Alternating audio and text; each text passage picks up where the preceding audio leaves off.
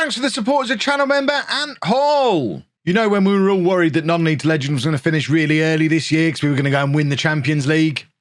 Don't panic, we've got to play Barcelona.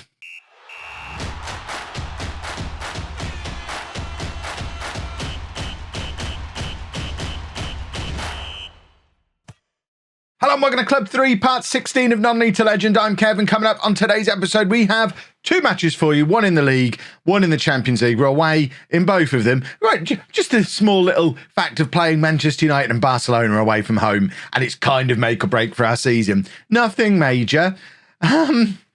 We'll be fine. Tomorrow we're going to have the Posh game, because you love watching us play Posh, and the second leg of Barcelona as well. So you will see both games against Barcelona. Since you were last with me, we've only played a couple of games because obviously we're deep into Champions League shenanigans at this point, but we have made it through to the semi-final of the FA Cup. We play West Ham in that. I mean, I probably won't show you that. I don't know. Let me know in the comments. Would you rather see the Posh game or the West Ham FA Cup semi-final? I think I'd probably rather see the Posh game. Just feels a little bit Arsenal-y prioritising the FA Cup over the league, doesn't it? And we want to try and avoid that as much as possible. We are in good form in all competitions, though. This is what the Premier League looks like. We've got 7 games left. We're 5 points behind Manchester United, who we play now. They do have a game in hand over us. So even if we go to their place and beat them now, which seems unlikely, we've still got an awful lot to do and other things need to go our way for us to win the league. But we are looking better than we have done recently to secure a Champions League spot. Although, to be fair, I'm saying that whilst noticing Man City also have a game in hand over us. Wolves are the ones who want to be worried. Man City definitely seem hot on Wolves' tail, and it's just whether we think Liverpool are likely to catch us or not, and I'm hoping not. But we can't afford to mess up games like that. The Posh game is going to be massive because they're hovering just outside the European places as well. We've still got to play Chelsea as well. There are many, many big games coming up between now and the end of the season. We haven't lost since we played Tottenham back in January. We've won, 6 games in a row in all competitions? We need to keep that kind of form going over the next couple of episodes if we're going to win anything this year. I mean, that West Ham game becomes much more important, the FA Cup semi-final, if we mess things up today. But this is the team for the Manchester United game. We're going with Gilo in goal, a back four of Saka, Gabriel, Asante and Williams, Martinez and Barrow in midfield, Magno, Pedri and Camara supporting João Pedro up front. I've kind of got myself into the position again where I don't really know what my best team is. I'm looking at this game. I'm looking at Barcelona in a couple of days. I'm probably not going to play Saka at left back against Barcelona. Asante probably goes out there. Maybe Tamea. I mean, to be fair, I could be doing that now. Tamea could be in, and Saka could drop out entirely. But Saka, as we know, is in very good form this season, and even more so recently. He's been our best player in the last 5 games. Although a lot of that is to do with, I think he's played a few games on the wing. He hasn't. I'm a liar. His last 5 games have all been at wing back. It's a little bit earlier than that where I experimented with playing him further forward again. So he's a very good left back, apparently, even though he can't tackle. I'm trying not to read too much into those ratings. And also Liam Delap, of course, is there as well as someone who could. And Almada. I mean, anyone on that bench could look at this team thinking I could be in there. With the possible exception of Tommy Doyle, who probably isn't ever going to start for us again because we've upgraded the midfield massively since he was a regular starter. But there's we've got some decent strength in depth. Like I've said before, we're going to try and add to it a little bit more this summer. But for now, I'm pretty happy with the team that we've got, happy with the rotation that we're able to do. And it just comes down to whether or not we're going to be good enough to beat Manchester United and then go and beat Barcelona, or whether we should be prioritising one of the tournaments over the other. And I'm absolutely not. I'm kind of trying to balance the selection so that it gives us the best chance of winning both games, which is probably a case of trying to run before we can walk when we've not really won anything significant in a gazillion years. No, I'm not counting being the kings of Thursday night football as winning something significant. Asante with the clearance there. I like him as our covering defender at centre-back. There's another example of him there. Again, he's a very good centre-back. Everything seems like it's moving very quickly. That might just be because it's Marcus Rashford and he's really quick. Considering we saw 2 good examples of Asante's defending, I'm a little bit disappointed. Was it him who made the lunging tackle there? Click on him. That could be Gabriel, actually. It is Gabriel. See, I still don't know how to say his name. I rotate back and forth between the two. But I think this is quite a good centre-back partnership. But then it again leaves us with the no proper left-back conundrum. So maybe Asante should be out at left-back. João Pedro's in here, and he needs to be applying a better finish. We've talked about that a few times recently. He looks like the complete player until he gets in the position where he needs to apply a finish. He scores a lot of goals because he gets in so many chances. He's always going to score some of them. But I do feel if he was a little bit more clinical based on how well he does everything else, if he's a little more clinical, he's scoring 50 goals a season. So that's probably why he has to have a weakness, because the idea of him outscoring the likes of Cristiano Ronaldo and Messi and players like that probably is a little bit ridiculous. He might be a little bit overpowered in some of those other areas and not fully balanced as a player. Maybe that's what he's like in real life. Who knows? Pedri's doing very well here, though. And again, similar to what we just saw with João Pedro, good build-up play, very weak shot, very poor end product. And I keep saying it, without Delap in the side, we do seem to lack a little bit of oomph going forward. We're not going to win the league, are we?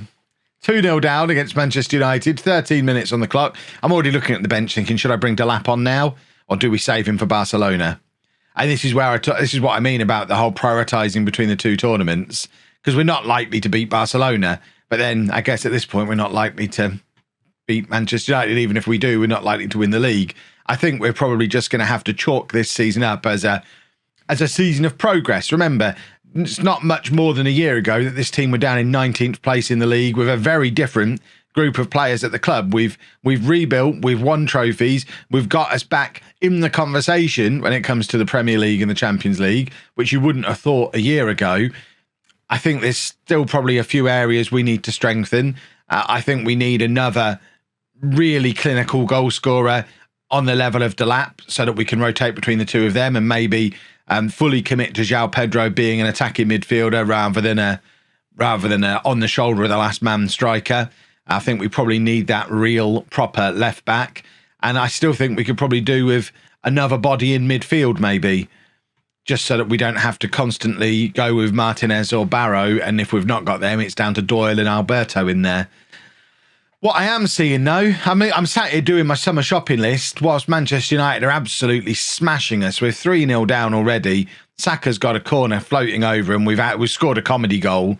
I don't know if the ref's actually disallowing this. It looks like it has been given. It's an own goal from one of the Manchester United players.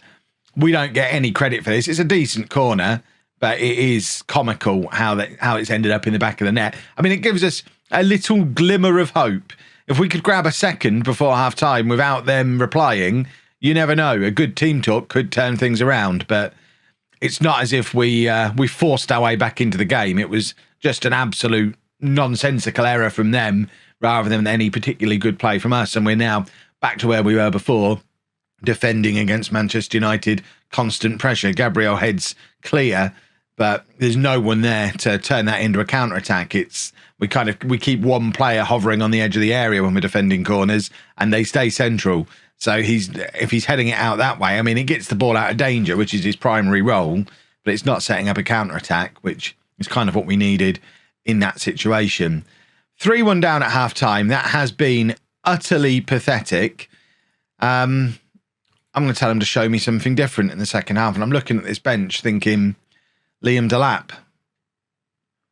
But who for? You have to keep talking, Kev. You're doing a video. We're going to take off. Are we going to take off Magno or are we going to take off Pedro? I think we're going to take off Magno. And we're going to stick Delap on up front. And we're going to go attack him.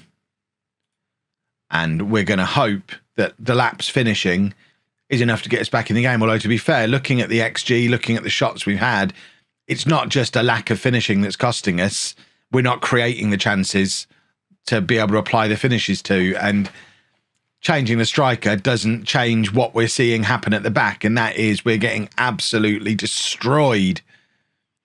A real top-tier manager would be studying where these goals are coming from and working out if this is another Saka playing at left-back problem, because Obviously there, he's not close to marking his man. He's nowhere near him. He's facing the wrong way and running in the wrong direction. Is that similar to what's happening on the other goals as well?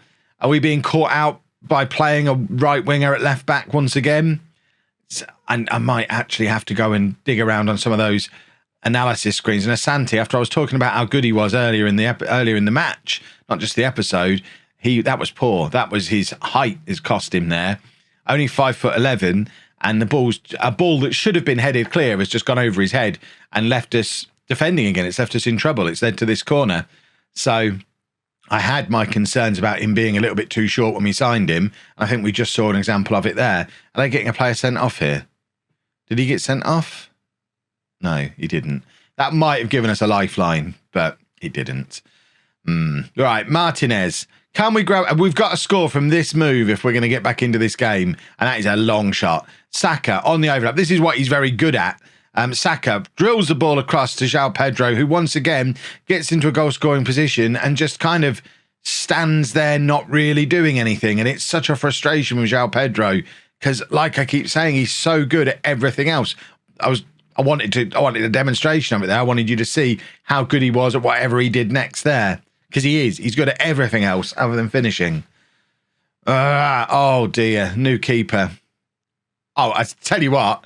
I've started that with a groan of, oh, dear, new keeper. He might have just done one of the greatest saves in the history of Football Manager from that follow-up. That was ridiculous. Well, good new keeper, which is an odd thing to say when you've conceded 4 goals. Right, we're bringing Almada on for Pedri.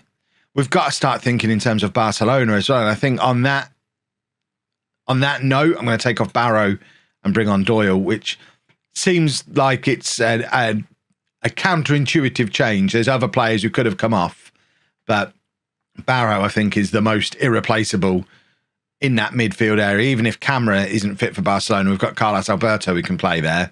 Whereas I don't really want to be starting Doyle against Barcelona. So that's why we've made that change there. But I guess the one positive to take out of that game, there's 2 positives maybe. Positive number 1 is we can now focus completely on the Champions League because we're obviously not winning the Premier League, although we do need to make sure that we still qualify for next season's Champions League. So I guess there has to be a little bit of league focus still. But positive number 2, we were able to really rant at the players, and that might just give us the spark of motivation to actually go to Barcelona and put on a performance. It sometimes works. It sometimes has the opposite effect. Hopefully, we'll respond to it in the right way. Well, my plan to save Delap for Barcelona has been scuppered a little bit by the fact that he's now picked up an injury. He's able to sit on the bench, but not fit enough to start. What does WTG mean? Pleased with how Christopher Ayer's promise is going. Christopher Ayer left the club in January. Did we promise him a leaving party or something? I don't understand this game sometimes. What we have done is, I want to say, fixed the defence. We're playing 4 centre-backs. We conceded 4 goals. Our response is 4 centre-backs. Asante at left-back, Gabriel, Gascon, Tamaya. That might work. We're also taking Martinez out of the team. He's just tired, so he drops out of the squad completely because the bench isn't very big. So Carlos Alberto comes in midfield, which is one of the reasons why Camara is still starting on the wing. Otherwise, Alberto might well be playing a little bit further forward. But I'm feeling a lot less confident going into this game now than I was before what we just saw happen against Manchester United. And I do worry that we might be about to get our second massive pasting of the episode, which really does put a little bit of a downer on what has been a pretty good season up until this point. But we could be left with pretty much nothing to show for it if these games don't go our way. So good defending by Carlos Alberto there, by the way. Let's make sure that's noted. Wingers doing good defending. Maybe he can be a right back. Maybe we'll just carry on playing wingers at fullback. The more I do that, and I recognise that this squad is crying out for a 3 at the back with wing backs system because we've got all these good centre backs now. We're playing 4 of them today, for example, and we've got some natural wing backs in Remy, in Saka, in Williams. Tamea even can play on the wing and could potentially play as a wing back. There's a lot of signs in the squad that it would definitely suit the defensive players we've accumulated. We're struggling to find proper fullbacks, so let's play an extra centre back and go to wing backs. The only problem with that, what is going on with Camera? He looks broken. He's injured. He is broken. That then makes it a poor decision to not have Hernandez on the bench. He's not Hernandez, he's Martinez. I don't know why I'm calling him Hernandez.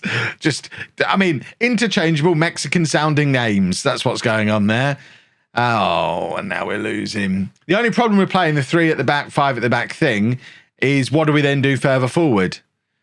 We've got to then sacrifice Pedri as the attacking midfielder, or maybe sacrifice the 2 wingers and go. You could go with João Pedro and Delap up top, Pedri in behind, and the normal central midfield. But then the Camera, Magno, they don't get in the side, and they've been 2 of our better players this season. We've got to take Camera off now because he's broken. So Alberto's going to go out there, and we are going to bring Almada on and stick Pedri a little bit further back. Certainly not going to get any defensive work from Pedri, but it will be fine. This is what we signed him originally to do. The alternative, if we're going 3 or 5 at the back, is that you sacrifice Pedri and you keep the front 3, but that's getting a little bit fancy for me. I don't know how I feel about that at all. It feels like you're sacrificing a lot in the middle, but I don't know. This we're getting smashed again. Although we've had the ball a little bit here, which has been nice, but we have immediately given it back to Barcelona, who are in behind us again. And I think it's clear that against really good sides, what we're doing defensively at the moment isn't working. Now, I know some of you could probably say, Kev, just stop going positive away from home against these big teams. You need a counter-attacking system. I'd rather go 3 at the back but stay attacking than switch to a counter-attacking system, I think. What I'd really rather do is just do it the normal Kev way, which is just keep accumulating players until we get to the point where we can just overpower teams like this and it doesn't matter. That's my normal system. So either stay at Arsenal for the next few years, signing world-class players and overpower them, or go and manage Barcelona because we've done so well they eventually give me a job. Either of them are much more likely than me fiddling too much with the tactic, I think. If we can grab a goal here, that'd be nice. We didn't, and it's now a counter-attack for Barcelona, and they are just slicing through us as if we're not there. Who's that with the tackle? Tamea. Lovely defensive work from Tamea. I mean, he is a defender, so I guess that's to be expected. João Pedro's in here. Can we get a finish from him today? João Pedro, and it's wide. A goal there is big because it gives us that away goal, which we can then take something into the second leg. Oh no, we're 3-0 down. These 2 games have been just copies of each other.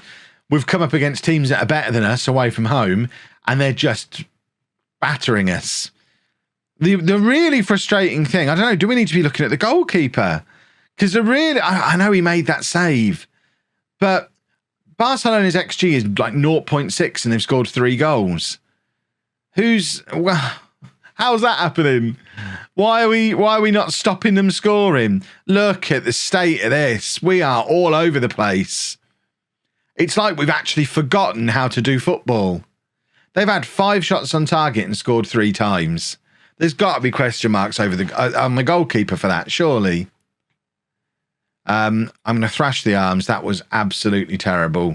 I might even experiment with a 3 at the back in this second half. We've kind of got the players to be able to do it, and it would actually allow us to fix what we've done in midfield here. So if we put him on the right, put him there, Saka's going to come on the left.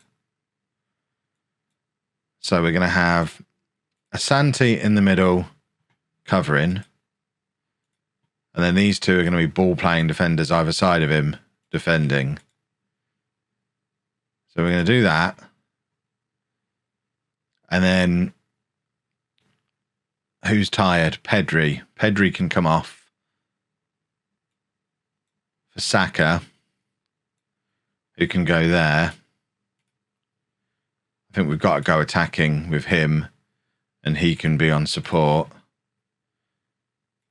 And then it allows Carlos Alberto to be a little bit freer in midfield. We could potentially even do this, actually, and stick Magno up front as a complete forward. Pedro can stay there doing that. It's something a little bit different. I don't know if it's going to work, but let's face it, what we were doing previously wasn't working. So never thought I'd see the day where I try a 3 at the back. I feel unclean. This is where I'm put off it for life, because we'll concede another 4 or 5 goals. Who else have we got on the bench? Delap is there as a potential final substitution. Williams should probably come on for Tamea or one of the other defenders to give us a proper wing back on the other side. That's probably a more sensible change. I could have put Carlos Alberto there. We saw his good defensive work before. Oh, how cross would you all be if I did that? They're in again here. And, I mean, seriously, question marks over the goalkeeper now. Do we go back to Dragovski? We're 4-0 down. I don't want to see the replay. What I want to do is berate these absolute morons. Learn to do football. We're going to bring Williams on. We're going to give this a fair crack at a whip. We're going to take off Asante because he's on a yellow card. And we're going to put Williams on. We're going to have both of these to attack him. And we'll do that. Right. We've used all our substitutions and we're being utterly outplayed, and we're trying a system I've never used before. Magno's having a terrible game, so he doesn't know what's going on. I can kind of understand that. We're asking him to play in a role he can't do. And has it shored things up a little bit defensively? No, it hasn't. No, it hasn't. And it's certainly stopped us being any kind of threat going forward.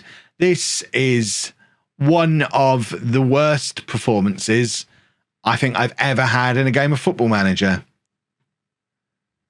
Well, at least we know we're not going to mess around doing this ever again. Oh, my God, that's as bad as the goal we scored against Manchester United. Do I have to upload this video? Is anyone going to notice if I just don't bother? We just gloss over it. Saka with the cross. Oh, we did a football. We've got an away goal. See, that's the advantage of playing Saka as a wing back, because he can do that stuff. But then if you're changing the whole system just to get him involved further forward and have him doing less defensively, just play him as a winger, Kev. You don't need to play him as a wing back. Can we come back at 5-1? No, probably not. Unless if we grab another one, if we have a couple of away goals and just have to win like 3-0 at home, then it could have been doable. But yeah, that is one of, like I say, one of the worst performances in all my years playing Football Manager. We've had 2 pathetic games there. And now we've got to come back somehow, lift ourselves up so Posh don't do the double over us, and then we've got to play Barcelona again. Then it's an FA Cup semi-final. By this time tomorrow, the season could be over. And to make things worse, I'm only getting £20 million to spend next year. It feels like job hunting time. I've taken this club as far as I can. Oh, we'll look at that properly at some point. So sad. If you've enjoyed that, please make sure you leave a nice big thumbs up on there for me. Subscribe to the channel for daily Football Manager videos. And thank you very much for watching.